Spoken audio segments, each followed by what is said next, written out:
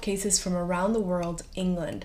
On April 18, 1943, 4 boys were searching for birds' nests when they looked inside a hollowed wych elm, and what they saw staring back at them was a human skull. Investigators would find a skeleton, a wedding ring, and a shoe, and inside the skull's mouth was a crumpled up piece of taffeta, suggesting she died by suffocation. And then in 1944, the graffiti began, suggesting that someone knew who she was, and it's been theorized she was killed because she was a spy and it was wartime, or that witches sacrificed her in a ritual, but to this day, no one knows who she is or who killed her.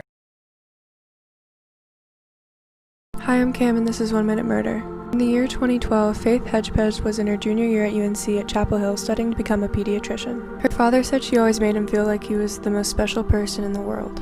On the night of September 6th, Faith and her roommate Karina went to a nightclub called The Thrill in downtown Chapel Hill. After Karina started feeling sick around 2:30 a.m., they decided to go home. About an hour later, Karina left the apartment with a friend who picked her up. The door was left unlocked. When Karina couldn't get a hold of Faith the next day, she went back to the apartment and what she found was horrific. In the 911 call, the operator asked Faith if she was breathing. Karina responded, "I don't know, I don't think so. There's blood everywhere." Faith was wrapped in a comforter, partially nude, with a significant amount of blood dispersed in her room. She had been raped and murdered. Faith's cause of death was blunt force trauma to her head, and she also had cuts and bruises as well as blood under her fingernails. The murder weapon was believed to be an empty Bacardi rum bottle. Killing discovery was also made in the bedroom near Faith's body. It was a fast food bag with a handwritten note that said, "I'm not stupid, bitch." DNA evidence, this is what the killer might look like. It's almost been 9 years and this case is still open. The murder is still out.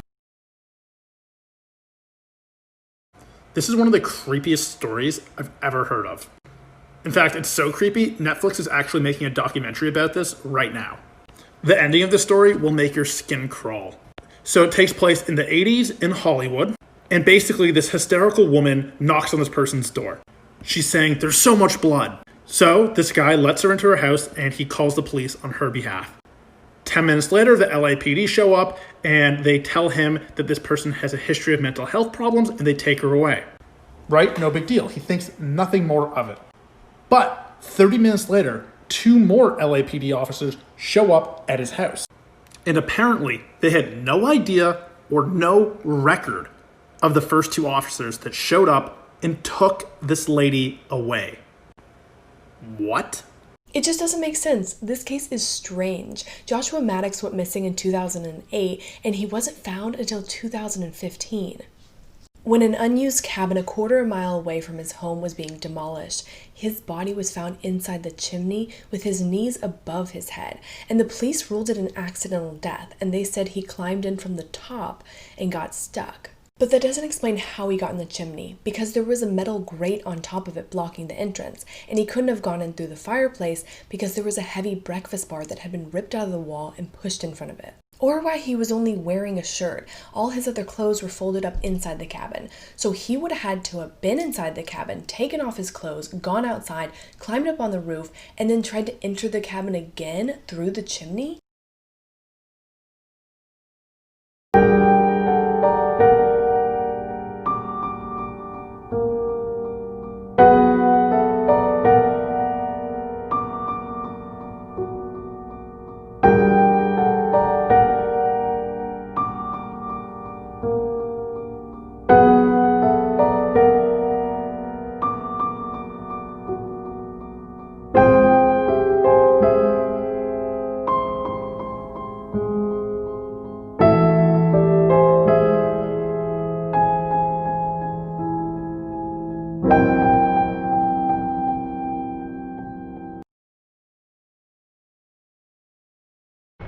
Where is Lars Mittank?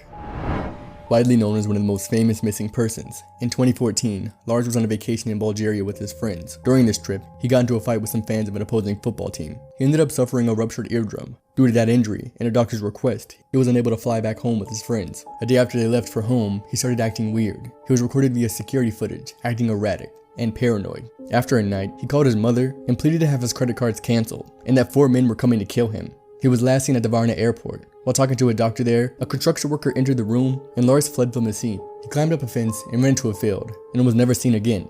Those are the facts, but given the mysterious nature, people have come up with their own assumptions. Popular ones being head trauma went unnoticed after his fight, leading to psychosis, or possibly him being abducted by the people he mentioned, since nobody ever found him. What do you think happened? Could it have been something else? Either way, the oddities of this case explain why it's so popular. While the search continues, all we can do is hope for a positive outcome.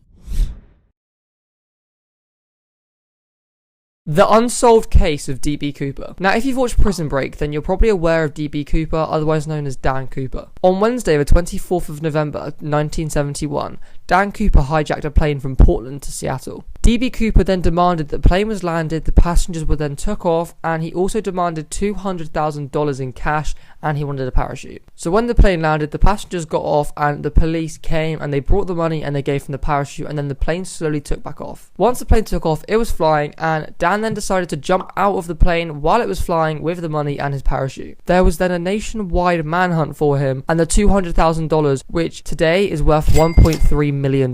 This is what the FBI said he looks like, but no one has ever seen him. It is still a mystery to know where D.B. Cooper is. Today's crime miss is a missing girl, Ayla Reynolds. She was 20 months old when she went missing from Waterville, Maine. So in 2011, she was staying with her father when he put her to bed, and when he woke up, she was gone. The father says that maybe she got abducted in the middle of the night or wandered off alone. And that was in 2011. In 2012, they found blood inside of her bedroom and his bedroom. They also ruled it out as foul play, but they had no proof if the father did anything or if he knew what actually happened. In 2017, the judge declared her deceased. Even though they don't have her body, it's already been over 9 years since this little girl's been missing. The baby needs justice, and so does her mom. I hope she gets answers one day. If anybody has any information about the whereabouts of this little girl or what happened, contact the Maine Police Department.